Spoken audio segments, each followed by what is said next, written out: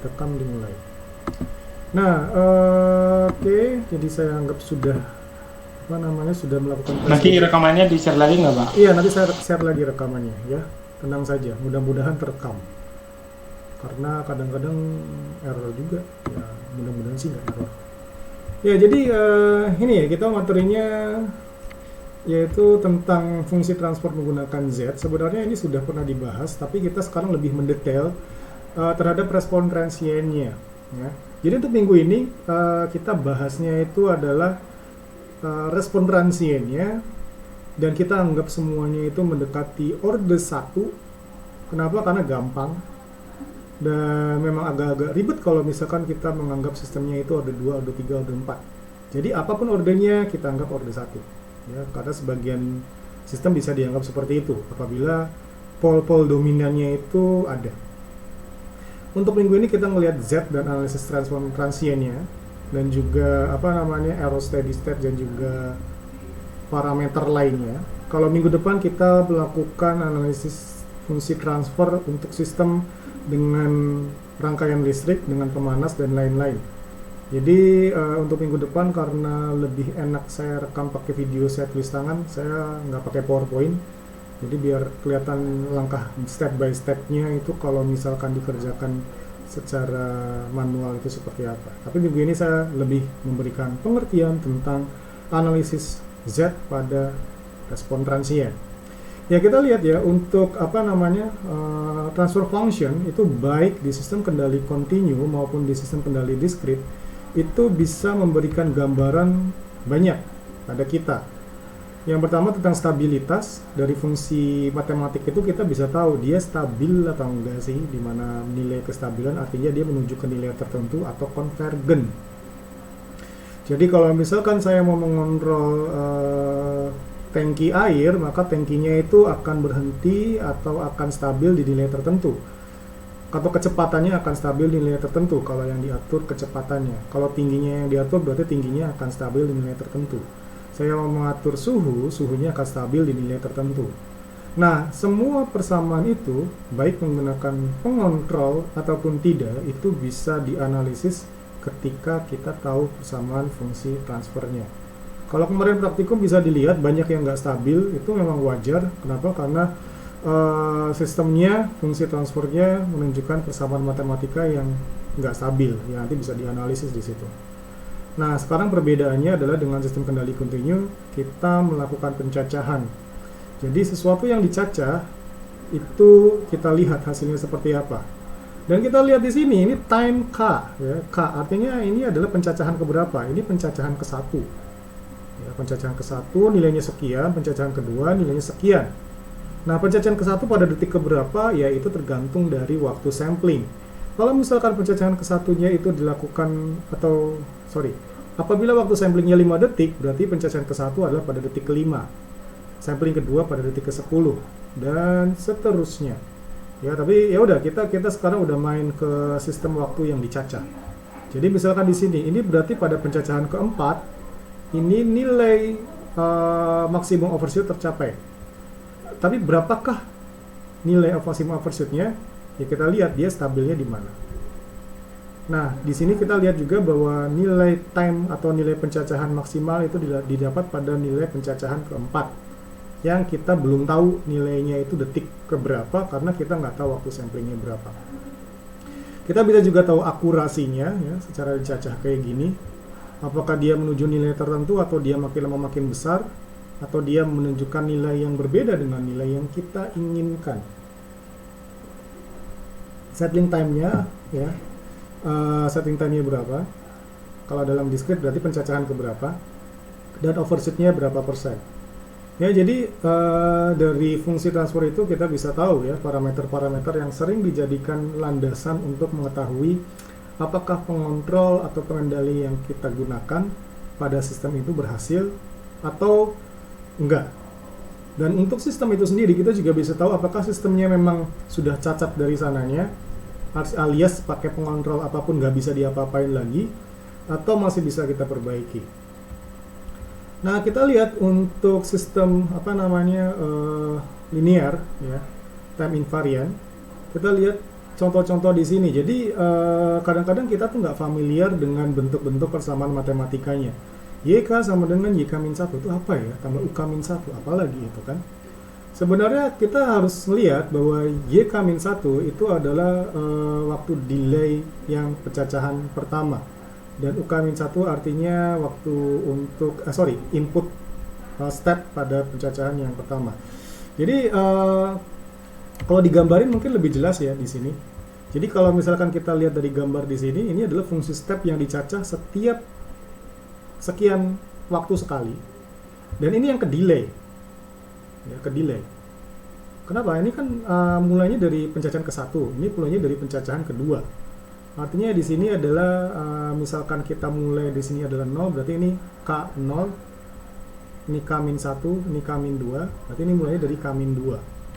Ya. Kalau di delay itu artinya di dalam domain Z itu dikalikan Z pangkat min delaynya.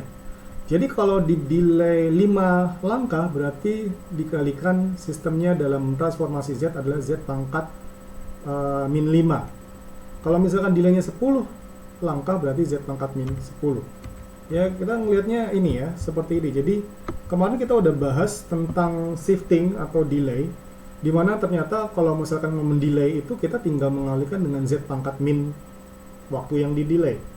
Ini kan contoh yang di sini ya. Ini adalah fungsi step. Kalau fungsi step dalam bentuk transformasi Z-nya adalah Z per Z min 1 atau 1 per 1 min Z pangkat min 1. Itu sama aja. Nah ini, kenapa dikalikan Z pangkat min 1? Karena dia di delay. Di delay selama satu langkah atau satu pencacahan. Kalau 2 berarti, misalkan kita mulai dari sini. Ya berarti dikalikan Z pangkat min 2. Kalau mulai dari sini berarti dikalikan Z pangkat min 3. Di mana fungsi stepnya adalah 1 per 1 min Z pangkat min 1. Ya. Jadi itu, jadi memang secara matematik jadinya simple. Kenapa? Karena kita udah nggak mikirin lagi persamaan kalau misalkan di delay kayak gimana. Di delay 10 detik ya udah dikalikan Z pangkat min 10. Kalau bentuk rem gimana? Kalau bentuk rem berarti ya udah ini dikalikan Z pangkat min 1 per 1 min Z pangkat min 1 kuadrat. Nanti di sini ada waktu samplingnya kalau misalkan dilihat di tabel. Sehingga kita lihat bahwa sebenarnya sistem ini ya YK sama dengan YK min 1. Artinya adalah output saat ini adalah output sebelumnya dijumlahkan dengan input step sebelumnya. Jadi misalkan kita lihat di sini YK sama dengan UK min 1 tambah UK min 2. Artinya adalah output saat ini adalah input waktu sebelumnya ditambahkan dengan input 2 pencacahan atau 2 waktu sebelumnya dan seterusnya sampai output saat ini.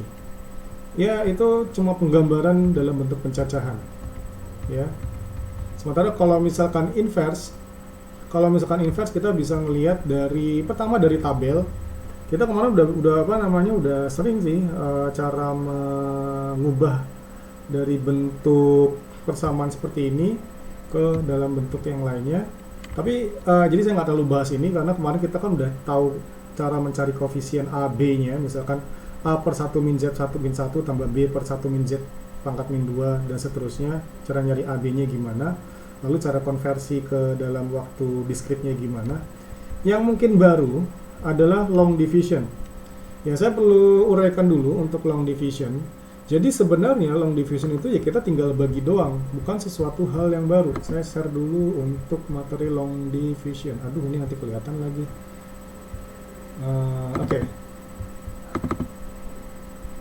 Oke, long division ya, ini contohnya. Ya, bentar. Nggak enaknya pakai OBS adalah semua terekam. Jadi ketika saya buka ini rekam juga. Nah, kita lihat di sini ya, mudah-mudahan pembagian pangkat ya. Ini contoh long division. Saya ingin membagi nilai 3 min Z pangkat min 1 dengan 1 min 2 Z pangkat min 1 tambah Z pangkat min 2. Ingat ya, ini nanti juga keluar di UTS cara menganalisis long division ya.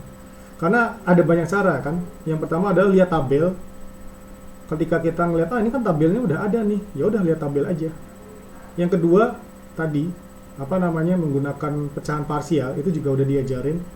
kalau misalkan ada pecahan kayak gini, kita biasanya nyari koefisien A sama koefisien B, lalu digunakan di inverse Laplace-nya koefisien A sama B-nya, lalu diubah ke dalam domain waktu. Nah, kalau misalkan bentuk seperti ini, 3 min Z min 1, 3 min Z pangkat min 1, dibagi 1 min 2 Z pangkat min 1 tambah Z pangkat min 2 itu gimana? Sebenarnya ini langsung aja ya. Kita lihat nih. 3 dikurangi Z pangkat min 1 dibagi 1 min 2 Z pangkat min 1 tambah Z pangkat min 2. Oke, kita lihat 3 min Z pangkat min 1 per 1 dulu. Oke, per 1 berarti 3 ya, per 1 3 ya. Terus min Z pangkat min 1 kan ya, 3 min Z 1. Kita per ini dulu, apa namanya, dimasukin angka 3 dulu. Nah, kalau udah dimasukin angka 3, kita kalikan 3-nya. 3-nya dikalikan 1, 3. 3-nya dikalikan min 2, Z pangkat min 1 min 6. 3-nya dikalikan Z pangkat min 2, 3Z pangkat min 2. Jadi ingat ya, ini pertama-tama kita lihat nih, koefisien awalnya 3, dibagi 1, 3. Lalu kalikan semuanya. Kalikan semuanya ke sini. Jadi 3 ini dikalikan ke persamaan 1 min 2 Z pangkat min 1 tambah Z pangkat min 2. Ketemunya adalah 3 min 6Z pangkat min 1 tambah 3Z pangkat min 2. Ini dikurangin. Kita ngapain sih kayak gini? Ya kita mau menghilangkan angka 3-nya. Sehingga nanti ketemu, oh ini tinggal min Z pangkat min 1 dikurangi min 6Z pangkat min 1. Hasilnya 5Z pangkat min 1. Ya, hasilnya 5Z pangkat min 1. Lalu di sini kita lihat 0, Z pangkat min 2 dikurangi 3Z pangkat min 2. Ya. Artinya apa? Artinya kita kurangin semuanya, jangan sampai ini ketinggalan. Jadi hasilnya adalah min Z pangkat min 1 dikurangi 6Z pangkat min 1, itu hasilnya 5Z pangkat min 1, 0Z pangkat min 2 dikurangi 3Z pangkat min 2, ketemunya min 3Z pangkat min 2. Ini dibagi ke sini. Ya. Jadi ketemunya ada 5Z pangkat min 1. Nah, 5Z pangkat min 1-nya itu dikalikan dengan semuanya. Ketemu 5Z pangkat min 2, lalu 5Z pangkat min 1 dikalikan 2Z pangkat min 1, ketemunya min 10 pangkat Z min 2. 5Z pangkat min 1 dikalikan 2Z pangkat min 2 ada 5Z pangkat min 3. Lalu kurangin lagi. Kita mau ngilangin yang Z pangkat min 1. Jadi 5 dikurangi 5, 0. Ini min 3, ini kan tadi masih ada min 3, dikurangi min 10Z pangkat min 2 adalah 7Z min 2. Dan 0, ya ini karena tadi nggak ada kan 0Z pangkat min 3-nya, kita masukin 0 kalau nggak ada. 0Z pangkat min 3, Z pangkat min 3 dikurangi 5Z pangkat min 3 itu 5Z pangkat min 3. Terus ini masukin aja. Jadi kalau nggak ada kita masukin 0 aja. Ya, terus ini dibagi lagi. 7Z pangkat min 2 dibagi 1, ketemu 7Z pangkat min 2. Kaliin semua. Ketemu hasilnya ini. Ya, ininya nanti hilang ketika dikurangi. Min 5 dikurangi min 14, 9. 0 dikurangi 7, min 7. Ini bagi lagi. Ketemu 9, dikali lagi ketemu 9, dan seterusnya. Ya, jadi langkahnya kurang lebih seperti itu. Kalau nggak jelas nanti tolong tanya aja. Ya, artinya apa? Kelemahan dari sistem ini kita kayaknya nggak tuntas-tuntas gitu loh. Ada suatu keadaan kita membagi terus tanpa selesai-selesai. Ya, itu memang resikonya. Jadi ya kadang-kadang kalau misalkan kita nggak bisa menggunakan pecahan parsial, ini nggak selesai-selesai. Tapi enaknya apa? Ini tuh angka-angkanya enak. Jadi nanti kalau misalkan kita mau konversi ke apa namanya, ke dalam bentuk diskrit, waktu diskrit, ya kita tinggal mengalihkannya dengan fungsi-fungsi yang lain. Misalkan 5Z pangkat min 1 kita kan udah tahu kan, kalau misalkan itu cuma waktu tunda satu kali, berarti kan 3 YK misalkan atau 3 UK tambah 5 K min 1 tambah 7 K min 2 tambah 9 K min 3 tergantung fungsinya dan seterusnya. Sehingga secara sistem lebih mudah menggunakan bentuk ini ya. Jadi tolong dipelajari lagi cara membaginya karena ini murni matematika. Oke, jadi itu long division ya, cara mengerjakan inverse Z menggunakan long division. Dan oke. Dan kita lihat lagi kalau misalkan ini. Jadi misalkan di sini kita lihat ke long divisionnya. Ya, jadi ini ya. Ini tidak jelas. Jadi kita lihat ini kita mau bagi ini kan. Nah, ini hasilnya ini tadi. Koefisien-koefisiennya kita tinggal pakai aja. Kita nggak usah malu-malu menggunakan koefisien-koefisiennya. Ya. Ya. Ini malah kelihatan semua. Ya, jadi kita lihat U0, U1, U2, U3 adalah koefisien dari Z sehingga susunannya jadi 3, 5, 7, 9 ya. Ini kan sama aja kayak persamaan biasa. Kamin apa namanya 3 UK, 5 Kamin 1, 7 Kamin 2, 9 Kamin 3 dan seterusnya. Ada kemungkinan dia selesai, ada kemungkinan sampai ratusan nggak selesai-selesai. Ya nanti kalau di soal ujian berarti nanti saya batasi sampai berapa kali perhitungan. Oke, untuk part pecahan parsial saya nggak akan terlalu bahas karena ini udah pernah dipelajari sebelumnya. Ya. Ini udah dipelajari sebelumnya, jadi ini cara mencari nilai konstantanya. Ya, ya seperti ini. Ini kan kita cari konstanta doang. Ya. Nah, ini adalah bentuk persamaan diferensialnya. Nah, kita langsung ke karakteristik sinyal dalam domain Z. Jadi jika UZ adalah fungsi rasional, maka YZ itu adalah fungsi rasional juga. Di mana UZ itu adalah input ya. Kita biasain kalau misalkan U itu adalah input, X itu biasanya adalah sistem atau persamaan di dalam fungsinya, sementara Y itu adalah output. Jadi kalau misalkan UZ itu adalah fungsi yang jelas gitu, rasional, artinya bukan fungsi imajiner, maka outputnya juga adalah fungsi yang jelas, bukan fungsi imajiner, jadi murni rasional. Nah, kita definisikan dulu kalau misalkan fungsi pembilang per penyebut seperti ini, kalau di MATLAB itu num ya, numerator dan denominator kan. Kalau misalkan dalam sistem ini kita namakan Z1, Z2, Z3 itu zero, dan P1, P2, P3, P4 itu pole. Ingat, zero dan pole atau akar. Jadi kadang-kadang saya menyebut poles dengan nama akar, kadang-kadang saya nyebut poles aja karena kebiasaan. Nah, sistem yang merupakan fungsi transfer zero per pole itu biasanya dianalisis lebih ke nilai polesnya atau nilai akar-akarnya. Jadi pole itu lebih penting untuk menentukan karakteristik dari YK. Jadi yang penting adalah penyebutnya. Pembilangnya bukan berarti nggak penting, tetapi dia tidak terlalu mempengaruhi karakteristik dari sistemnya. Ya, jadi untuk menentukan properti atau parameter sistem, yang paling penting adalah menentukan akar-akar dari penyebut. Ya, lalu juga menentukan persamaan karakteristiknya, di mana persamaan karakteristiknya itu bisa berupa bilangan kompleks. Ya, kenapa penting ya, kita lihat bahwa persamaan-persamaan dalam domain Z itu polesnya ada di bawah dan dia akan menentukan kestabilan. Contohnya gini, kalau P-nya sama dengan 1,1, itu nilainya akan semakin lama makin besar. Artinya apa? Kalau misalkan kita mau mengatur sesuatu, tapi ternyata sistemnya setelah ditambahkan dengan pengontrol dan lain-lain memiliki akar atau pole di titik 1,1, maka nilainya nggak akan stabil-stabil. Nilainya akan terus membesar. Contohnya ini. Jadi pole 1,1 kita kan pengennya dia menuju nilai tertentu. Tapi ternyata dia makin lama makin besar. Sampai kapan ya? Seterusnya dia makin lama makin besar. Sehingga karena dia tidak menuju ke nilai tertentu, kalau dalam istilah kalkulus itu adalah tidak konvergen, maka dinamakan suatu sistem yang tidak stabil. Itu karena apa?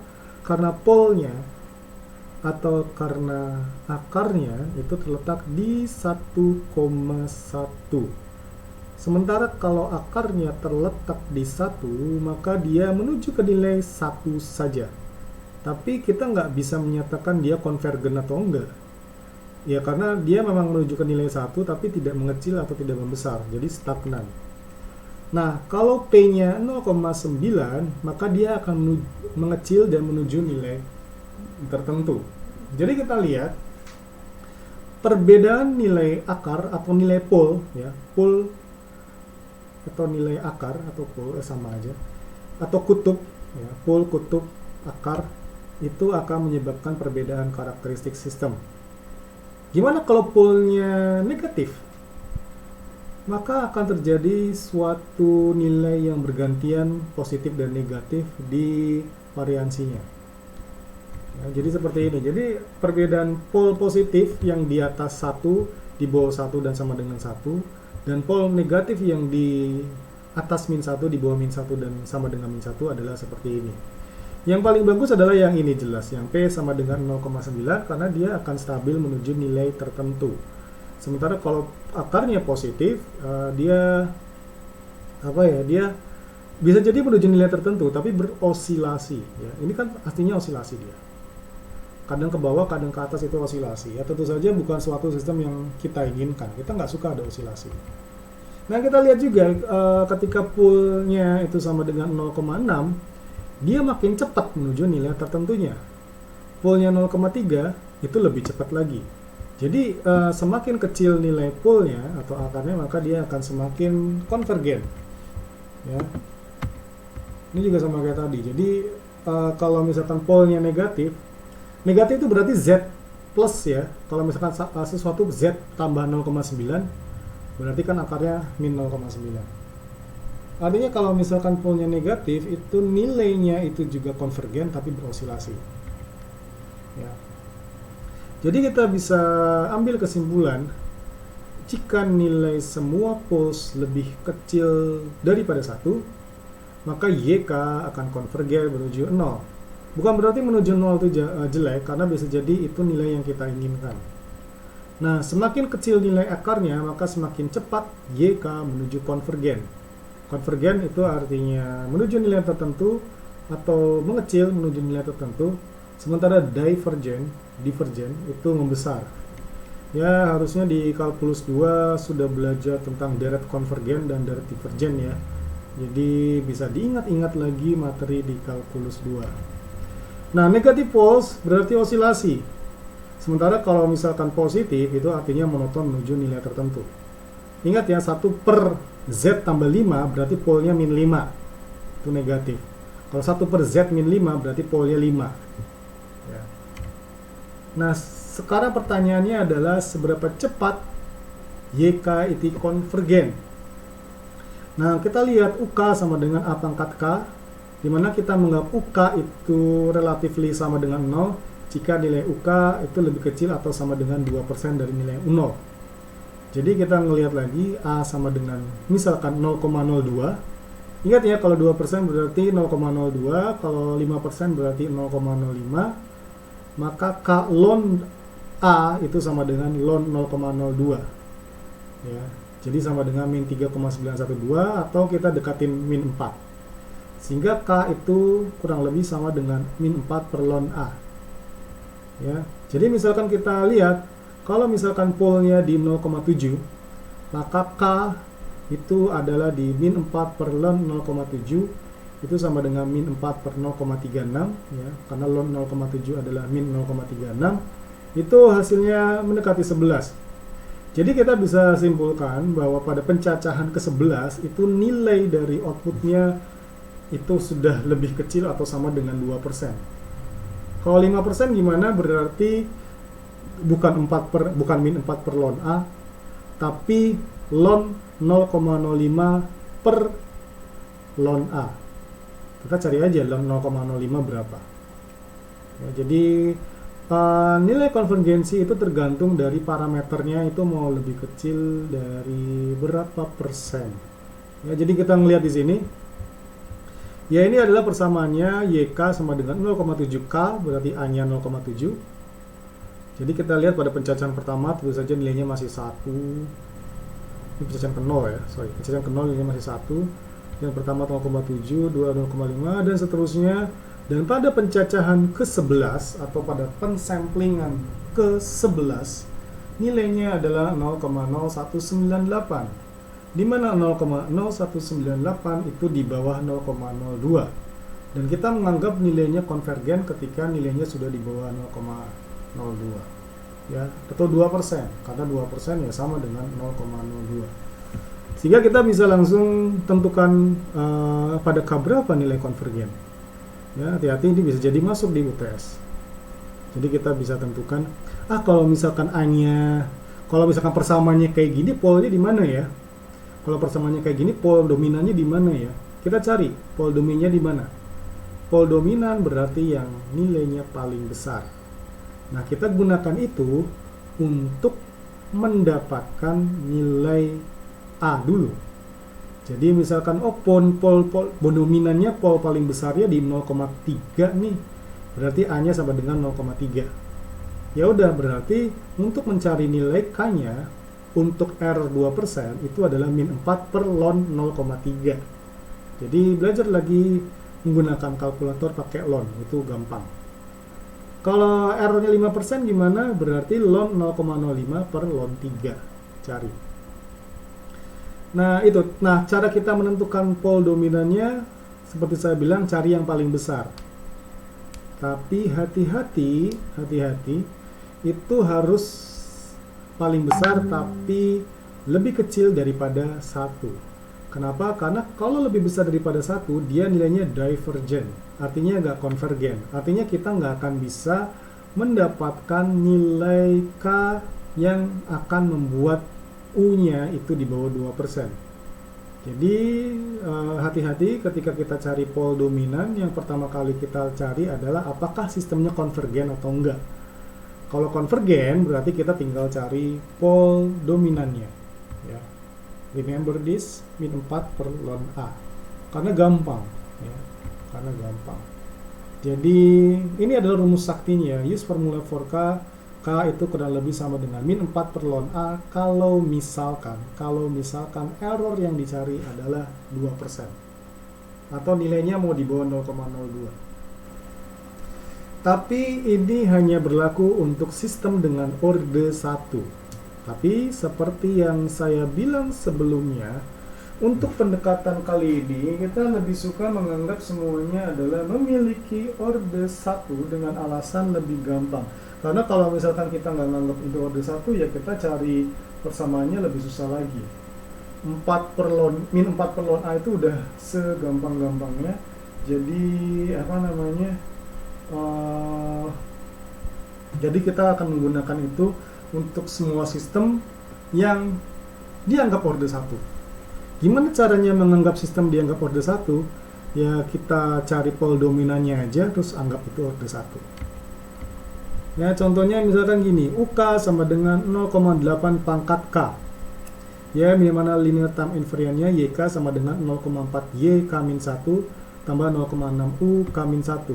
Maka YK-nya berapa? Nah, kita lihat UZ-nya adalah 1 per 1 min 0,8 Z pangkat min 1. Ya. Ini sudah otomatis ya, karena ini sudah bisa dilihat di transformasi Z di tabelnya. Jadi sudah langsung otomatis. Kalau tabelnya untuk 0,8 pangkat K apa ya? Langsung 1 per 1 min 0,8 Z pangkat min 1. Itu ada di tabel. Dan untuk linear time invariantnya, YZ itu adalah 0,4 Z pangkat min 1 dari YZ. Ya, kita ngelihat ya, ini kan kalau misalkan K min 1 tinggal Z pangkat min 1. Ini 0,6 U K min 1 tinggal dikalikan pangkat min 1. Kalau K min 100 berarti Z pangkat min 100. Semudah itu. Ya. Ini 0,6 U K pangkat min sejuta berarti 0,6 Z pangkat min sejuta. Ya. Tapi ingat, karena di sini adalah YZ, ya kita pakai YZ juga. Karena di sini adalah U, kita pakai U. Jadi jangan sampai 0,4 YK min 1 ketika kita ubah ke dalam bentuk Z jadi 0,4 Z pangkat min 1 tapi UZ. Salah. Ini kan Y berarti hubungannya dengan Y juga. Ya. Jadi ini konversinya ke transformasi Z. Sehingga persamaannya adalah 0,6 Z pangkat min 1 per 1 min 0,4 Z pangkat min 1 sama dengan 0,4 Z pangkat min 1 per 1 min 0,4 Z pangkat min 1 kali 1 min 0,8 Z pangkat min 1. Sehingga YZ per UZ-nya ini kan sebenarnya ini aja. YZ per UZ-nya tuh ini. 0,6 per Z min 0,4. Berarti persamaannya ya adalah A dikalikan 0,4 K min 1 tambah B dikalikan 0,8 K min 1. Ya, itu adalah persamaan YK-nya. Ya. Jadi kita bisa lihat untuk settling time-nya. Jadi settling time-nya kita pakai yang mana? Ya pol dominannya. Pol dominannya apa? 0,8. Ya kita lihat di sini kan ada dua ya. Ada 0,4 sama 0,8. Setelah kita lihat-lihat mana ya yang dominan ya, tapi masih di bawah 1, yaitu 0,8. Jadi kalau kita mau cari settling time-nya, kita gunakan yang 0,8, bukan yang 0,4. Jadi nanti macam-macam di sini saya mau buat ini 5 gitu kan. LTI-nya YK sama dengan 0,4 Y K-4 tambah K-3 dan bla bla bla bla bla. Tambahin ini juga input step-nya sekian. Maka akan berderet pol-pol di sini, disuruh cari settling time-nya. Ya udah kita cari mana yang paling besar. Misalkan paling besar di sini adalah 0,9 Z pangkat min 1, ya kita pakai 0,9. Ya udah kita tinggal gunakan yang 0,9, yang lainnya diabaikan saja. Karena kita melakukan pendekatan sistem orde 1 di sini. Ya. Kalau mau susah juga bisa sih, tapi nggak usah deh. Ya. Nah, lalu bagaimana jika ada akar kompleks? Ya berarti kita tinggal tinggal mencari nilai AZ kuadrat tambah BZ tambah C-nya dengan rumus ABC yang sudah amat sangat sering dipakai. Ya, jadi bentuk polarnya adalah A Z min R cos theta min IR sin theta plus Z min R cos theta tambah IR sin theta. Artinya di sini nanti akan dapatkan Z min I sekian tambah I sekian ya. Itu, tapi ya itu kalau dipakai nanti dia tetap osilasi. Itu cirinya, nanti osilasi. Nah, kita lihat apa jadinya jika akarnya kompleks. Maka jika YZ itu sama dengan NZ per DZ dan koefisien DZ-nya itu adalah bilangan real dan P itu adalah akar-akarnya, maka kompleks konjugatnya itu juga akar-akarnya. Jadi kita melihat akar-akarnya itu adalah seperti ini. Ya, akar-akarnya akan seperti ini. Ya. Jadi dalam domain waktunya nanti diubahnya ke dalam bentuk seperti ini. Tapi kayaknya saya juga nggak akan nggak akan sampai segitunya sih. Artinya saya cukup yang real aja sih. Kalau kompleks kayaknya nanti susah. Jadi yang simple aja. Nanti kan persamaannya jadi kayak gini gitu loh. Kalau kompleks kan dia lihat ada osilasinya. Z kuadrat tambah Z per Z kuadrat min 0,8 Z tambah 0,64. Ya nanti hasilnya itu adalah seperti ini. Ada sin sama cosnya. Ini kelihatannya adalah bentuk osilasinya. Nah, kita lihat ini kenapa saya kayaknya nggak akan keluarin kayak gini di ujian, karena ini kayaknya ngegambarinya satu-satu, ngitungin satu-satu susah ya. Sin sekian, spread itu susah. Jadi saya pakainya yang real aja. Kalau akar kompleks paling tidak ngerti aja nanti bentuknya kayak gini kalau akarnya kompleks ya. Bentuknya ya dia osilasi. Dia bisa saja konvergen menuju nilai tertentu, tapi melalui osilasi dulu. Ya, melalui osilasi dulu. Tapi ya ini intinya kalau akarnya kompleks jadi osilasi gitu aja. Ya. Jadi ada sinus kosinusnya ya. Jadi kalau misalkan kita ngelihat apa sih pengaruh peletakan pol-pol di sini? Ya, pengaruh peletakan pol-pol di sini. Ini kan ada bagian minus, ada bagian positif ya. Jadi kalau misalkan minusnya itu lebih kecil daripada min 1, lebih kiri daripada min 1, maka dia akan osilasi udah gitu makin besar. Itu udah sejelek-jeleknya sistem. Ya, sejelek-jeleknya sistem. Udah osilasi makin besar pula. Kalau tepat di min 1 itu dia osilasi tapi konstan. Tetap jelek tapi nggak sejelek yang tadi.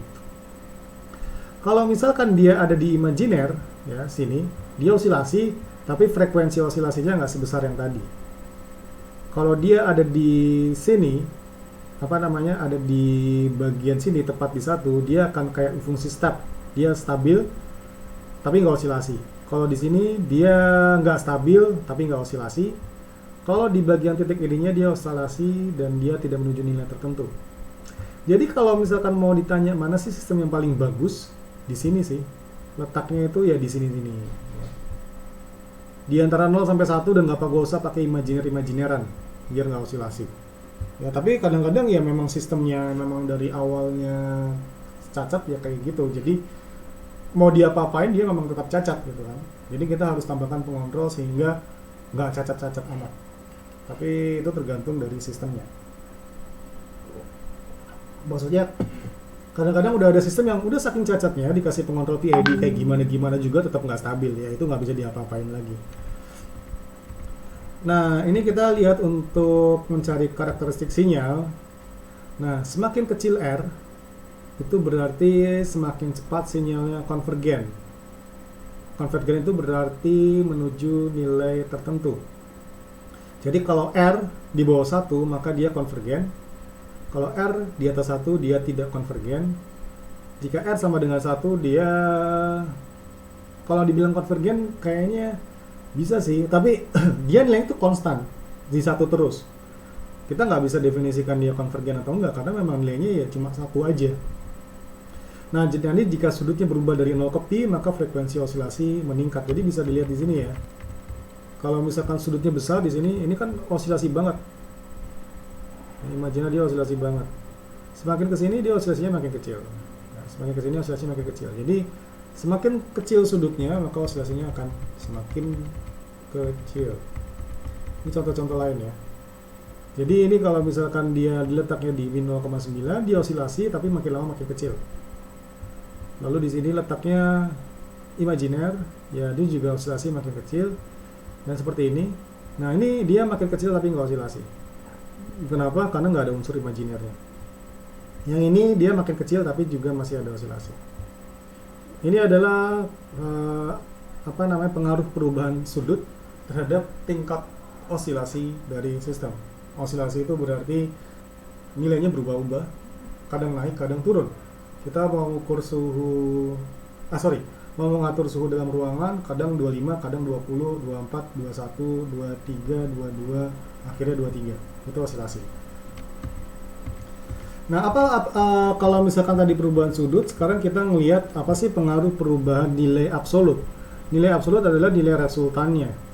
Jadi kita ngelihat di sini ya, kalau misalkan nilai absolutnya kita ubah, di bawah 1 dia masih stabil. Jadi ini kita ubah ya, walaupun sudutnya dia sama, tapi nilai magnitudenya masih kecil. Jadi magnitudenya makin besar,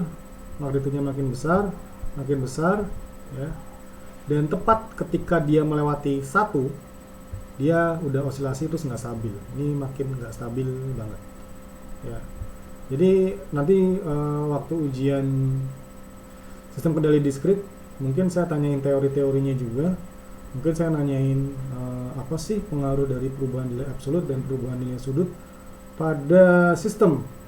Dan gimana kalau Z-nya di bawah 1 dan Z-nya di atas 1? Ya bisa aja saya tanya yang gitu-gitu ya.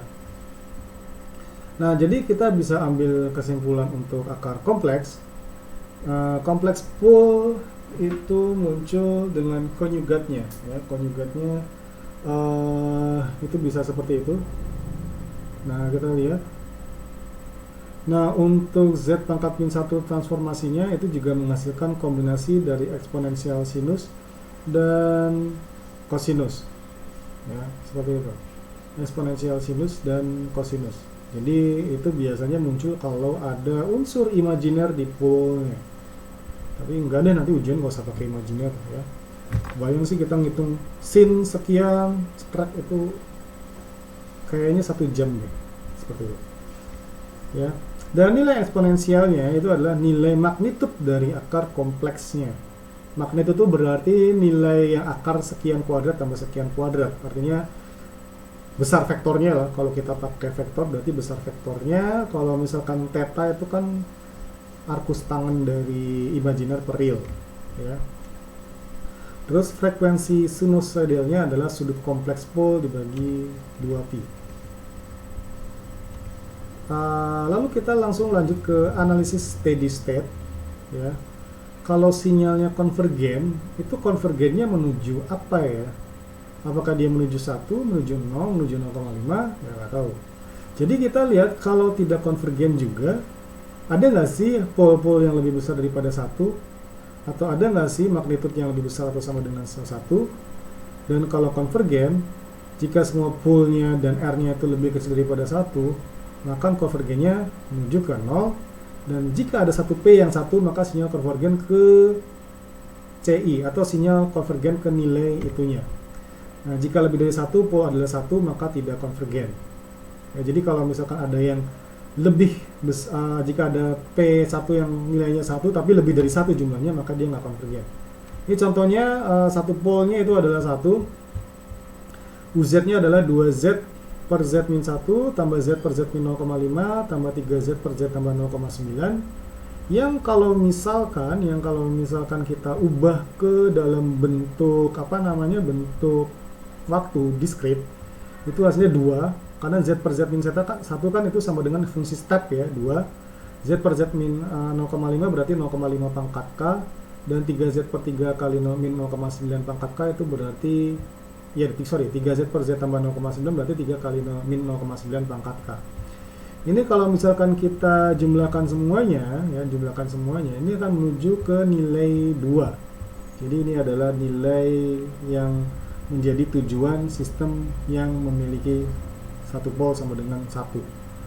Ya. Jadi ini ya, nanti bisa digambarin. Dihitung gambarin satu-satu. Ya, 0,5 pangkat K, min 0,9 pangkat K, jadi kalau 1 ya 0,5, min 0,9 pangkat 1 ya berarti min 0,9, min 2,7 ya kan, seperti itu.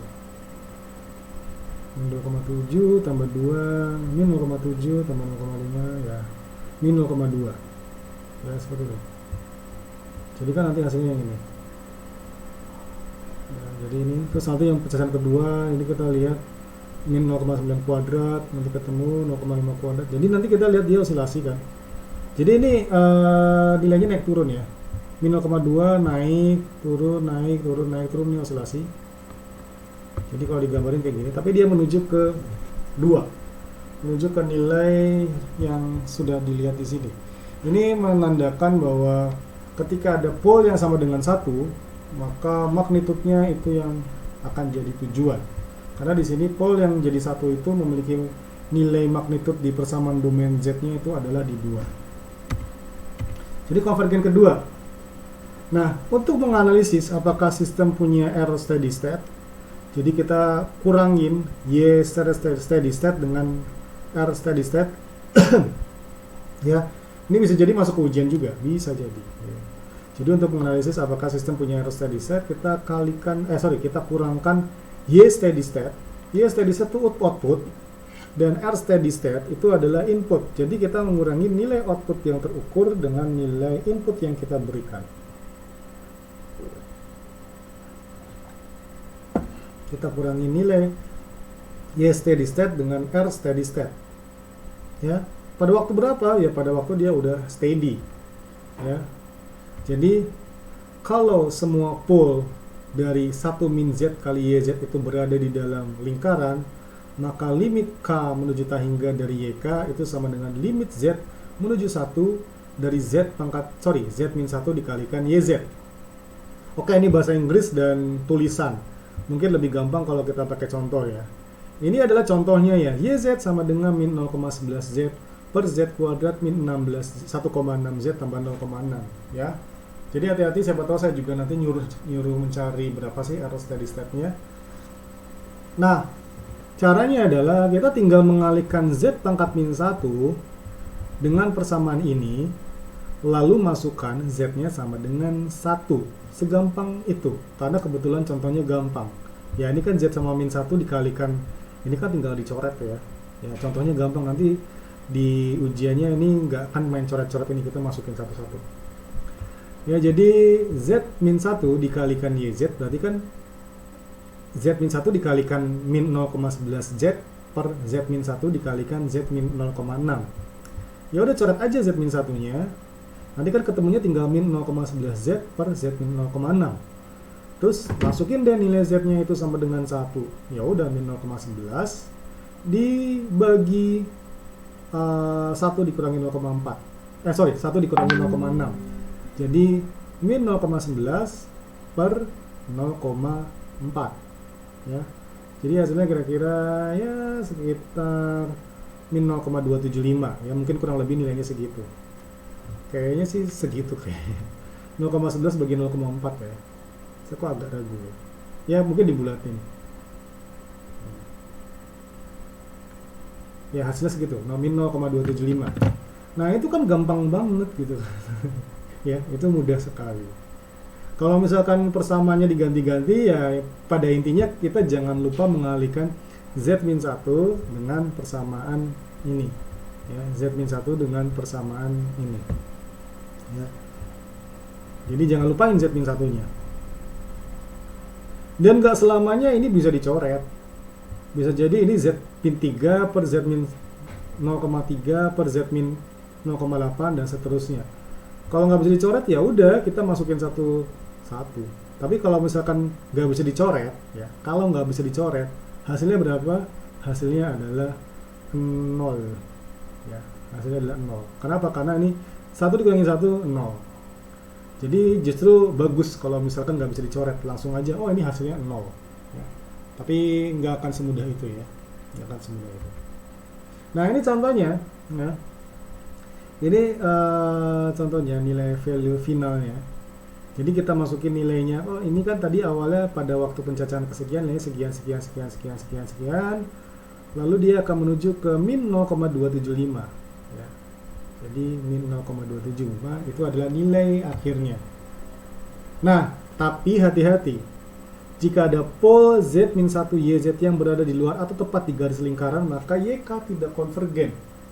Artinya apa? Artinya kita nggak bisa menggunakan ini untuk mencari nilai R steady state karena pasti nggak konvergen. Jadi nanti kalau ketemu persamaan yang ada akar-akarnya Z-2, Z-1, Z-2, Z-0,5 atau Z- ya sekian, dimana itu nilainya berarti di atas 1, maka langsung aja bilang ini sistemnya tidak konvergen sehingga kita nggak bisa menggunakan teorema itu. Jangan langsung dihitung aja. Kita lihat dulu dia konvergen atau enggak. Sama kayak yang tadi ya. Sama yang kalau misalkan kita mencari pada K berapa dia mulai konvergen, kita lihat dulu sistemnya konvergen atau enggak.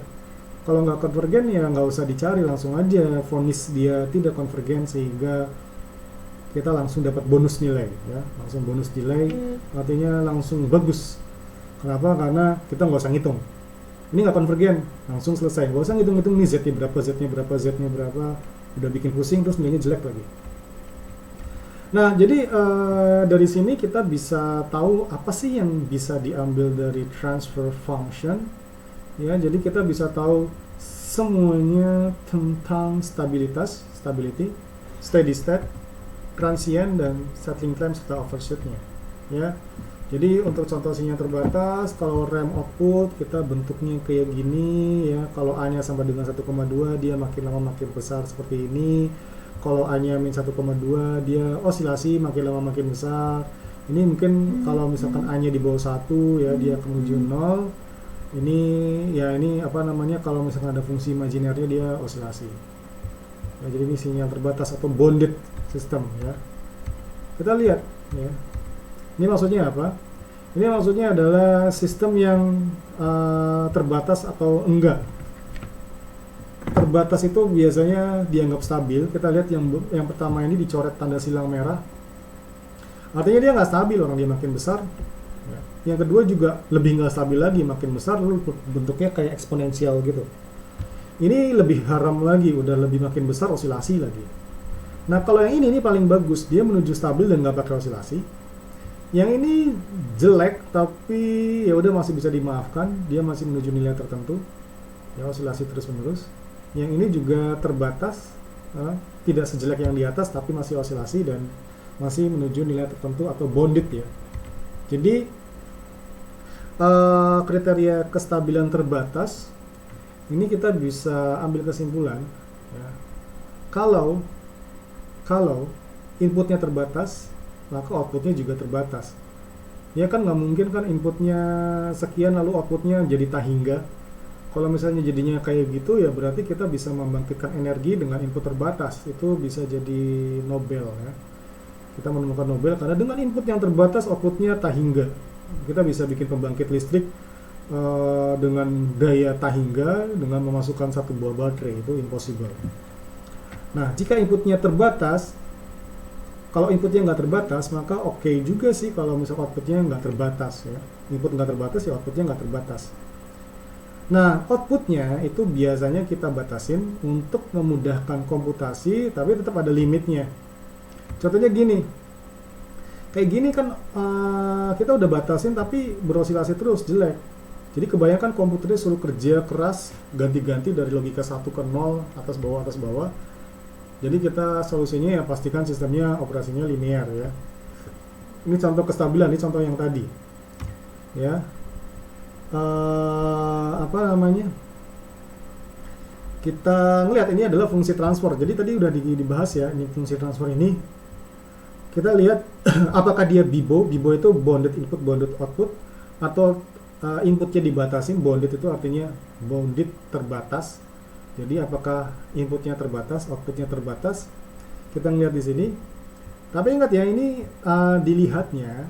dilihatnya ini bukan dari fungsi outputnya, tapi dari fungsi transfernya. Kalau tadi kan kita mencari mencari time settling atau waktu settlingnya itu dilihat dari fungsi outputnya. Artinya pole-nya yang berasal dari fungsi step itu bisa jadi pole dominan. Tapi kalau misalkan kita mau tahu apakah sistemnya bounded input, bounded output, itu dilihatnya dari fungsi transfer atau perbandingan antara output dan input. Jadi kalau perbandingan output dan inputnya terbatas, kita bisa lihat dari pole-nya di sini. Pole-nya ada 1 dan letaknya di 0,4. Jadi dia bounded input, bounded output. Ya. Ingat, dilihatnya cuma dari GZ-nya aja. Jadi kita nggak memandang yang 0,8-nya. Nah, kita ngelihatnya sekali lagi ke penguatan steady state. Ya, ini kita lihat ya, ada measurement outputnya ya. Ke nilai berapakah nilai input konvergen kalau inputnya unit step signal? Jadi pertama adalah pastiin kalau inputnya konvergen. Jadi limit Z mendekati 1, Z min 1, GZ, Z min 1, itu kita masukkan Z-nya sama dengan 1 untuk GZ, di mana GZ-nya adalah Z, karena Z min 1 sama Z min 1 dicoret. Jadi kita masukkan fungsi G1 ya. Jadi untuk kasus ini saat Z sama dengan 1, ini nilainya seperti apa? Nah, kita lihat untuk untuk fungsi yang tadi, misalkan UZ-nya sama dengan 1 per 1 min Z pangkat min 1, dan YZ-nya itu adalah 0,6 Z pangkat min 1 per 1 min 0,4 Z pangkat min 1, itu GZ-nya adalah 0,6 per Z min 0,4, maka Y steady state-nya itu adalah pada saat G1 sama dengan 1. Jadi Y steady state-nya atau output steady state-nya itu adalah 1. Ya, steady state-nya itu adalah 1 karena kita tinggal masukin ya, yang di atas tadi. Yang di atas tadi. Itu saat Z-nya sama dengan 1. Nah, sekarang kita lihat order dari sistem ya. Jadi order sistem itu banyaknya akar dan pole. Ini mirip atau sama persis dengan sistem kendali continue, di mana kalau misalkan order 2 itu berarti S kuadrat tambah 2 zeta omega ns tambah omega n kuadrat di penyebut. Kalau order 1 berarti TS tambah 1 ya. TS itu time konstanta waktu. Tapi kalau misalkan dari sistem kendali diskrit seperti saya bilang sebelumnya, biar gampang kita anggap semuanya order 1. Karena order sistem itu makin banyak pole atau akarnya yang makin tinggi. Kalau makin tinggi, maka sistemnya makin kompleks atau makin rumit. Nah, yang perlu ditekankan di sini adalah beberapa akar atau beberapa pole itu lebih penting daripada yang lain. Kenapa? Karena jika ada pole 1 lebih kecil daripada pole 2, dan pole 1 per pole 2 itu dikalikan dipangkatkan K-1 mendekati 0. Kalau K besar, maka ada yang lebih cepat konvergen dibandingkan yang lain. Yang kita pilih yang malah lebih lambat konvergen ya. Yang kita pilih mana yang lebih lambat konvergennya. Jadi kalau pole-nya semua ada yang nggak positif real, maka overshoot-nya bisa terjadi. Jadi kalau misalkan ada yang ya imajiner, maka ada yang overshoot. Jadi semuanya ini akan lebih gampang didefinisikan kalau ordernya 1 Kalau order besar berarti kita menggunakan pendekatan order 1.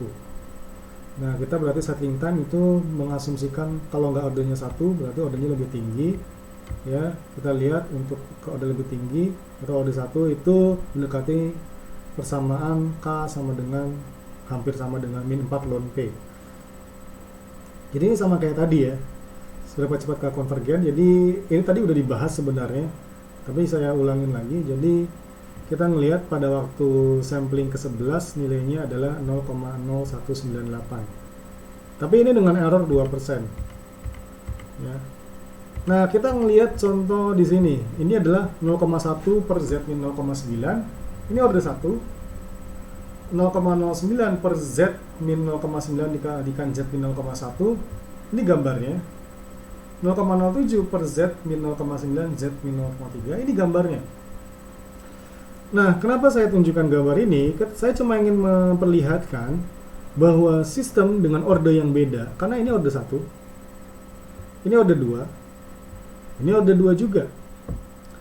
Hasilnya, ini yang ketiga, ini order 3 malah. Ini order 3. 0,063 per Z min 0,9, Z min 0,3, Z min 0,1. Ini order 3. Kita lihat hasilnya mirip semua. Ya. Hasilnya tuh mirip semua. Jadi daripada kita susah-susah menganalisis ini order 3 udah nggak karu-karuan bentuknya kayak gimana, udah deh. Toh, dia mirip juga bentuknya sama yang ini. Si yang nomor 4 ini bentuknya mirip sama yang ini. Terus kita mau menganalisis berapa sih time settlingnya. Kalau kita menganalisis pakai persamaan matematika mentah yang ini, itu nanti jadinya panjang dan rumit. Jadi gampangnya gimana? Ya udah, kita ngelihat ini kan pole dominannya di 0,9, ini pole dominannya di 0,9, pole dominannya di 0,9, dan ini pole dominannya di 0,9. Hasilnya mirip semua. Berarti kita melihat dari persamaan ini, yang digunakan adalah pole yang di 0,9 untuk mencari nilai dari time settlingnya. Nah, jadi nilai A-nya, jadi saya balik lagi ke nilai A-nya ini, kita pakainya adalah 0,9 ya, untuk keempat persamaan yang berbeda ini. Karena apa? Karena kan hasilnya mirip ya. Ini cuma beda-beda di awal, tapi di mendekati satu tuh dia udah mirip-mirip banget. Jadi daripada susah-susah ngitung pakai persamaan antah berantah, ya udah, oh ya udah kalau gitu semuanya dianggap order 1 aja deh. Kenapa? Karena untuk analisisnya lebih gampang nantinya ya. Nantinya lebih gampang. Tapi syaratnya apa? Syaratnya kita harus tahu pole maksimal, pole yang dipakai yang mana. Ya Z 0,9. Kalau pole yang lain dipakai jadi salah. Jadi apapun persamaannya, kita mencari pole-nya yang paling besar tapi di bawah 1. Satu aja nyempil di sini di atas 1 udah langsung, oh ini nggak mungkin ketemu error steady state-nya karena nggak konvergen gitu ya. Gitu doang. Siapa tahu di ujian nanti ada jebakan, ada Z min 5 di bawah. Langsung dianggap sebagai pole dominan, langsung dimasukin ke persamaan, itu salah. Langsung dianggap dia tidak konvergen sehingga tidak mungkin ditemukan time settlingnya. Ya, ini kita lihat dominan pole-nya di 0,9. Ini contoh kalau pole-nya negatif ya. Nah, apa yang ingin kita lihat? Ini juga bentuknya nggak beda-beda jauh, tapi walaupun tidak semirip yang tadi. Kita ngelihat ini adalah pole-nya di min 0,9. Kalau min itu berarti apa? Kalau minus itu berarti dia osilasi. Ya. Tapi bentuknya mirip-mirip. Untuk apa? Untuk mencari time settlingnya aja di sini. Ya, time settlingnya berapa? Kan paling mendekati 30 ya semuanya. Sehingga kita bisa masukkan juga untuk untuk mencari time settlingnya. Kalau misalkan pole dominannya itu di min 0,9, kita tinggal masukin len P. Jangan khawatir, ini len P-nya adalah tanda mutlak. Jadi nanti kalau ketemunya P-nya min 0,9, masukinnya kan berarti len 0,9. Karena len min itu nggak ada, len min 5 nggak ada. Tapi kalau dimutlakin berarti kan len 5. Jadi baik dia pole-nya positif atau negatif, kita bisa gunakan persamaan itu. Karena walaupun untuk gambar ini bentuknya beda di awal, ini kan beda banget di awalnya ya. Beda banget di awalnya, tapi di ujungnya hampir sama. Dan kita cuma mau mencari time settling-nya aja. Mencari time settling-nya aja berarti apa? Berarti kita cuma peduli sama ujungnya, dia itu errornya besar pada saat berapa, dan nilai errornya di bawah 2% pada saat berapa. Nah, kita lihat dari semua gambar ini, pole dominannya, walaupun ini adalah sistem order 3, itu di min 0,9. Ya. Jadi yang langsung aja. Ya. Jadi kita bisa lihat ya, akar dominan. Jadi kita bisa memperkirakan ya, sistem order tinggi itu dengan sistem order 1. Ya, ini saya langsung, kalau misalkan kita akar dominannya itu digunakan untuk akar yang paling besar. Jadi kalau akar dominannya real, maka persamaan bisa didekati untuk mendekati order 1. Apapun ordernya. Tadi kayak misalkan Z min sekian ada 10 order, kita bisa bikin mendekati order 1 dengan syarat kita mencari order maksimalnya berapa. Ya. Dan ini teorema nilai antaranya, G1-nya adalah 1 min pool per Z min pool, dan KS-nya itu adalah min 4 per ln P. Ya, ln P itu artinya kita cari berapa sih pole dominannya di sini. Nah, oke, itu sudah ya. Ini adalah materi untuk hari ini. Sebenarnya banyak ya, sebenarnya ada 50-an slide. Tapi ini lebih ke teoritis sih. Jadi nanti pertanyaannya bisa untuk mencari time settling, sama pembagi, sama juga untuk teorema nilai antara. Oke, ada pertanyaan sampai situ, saya stop recording.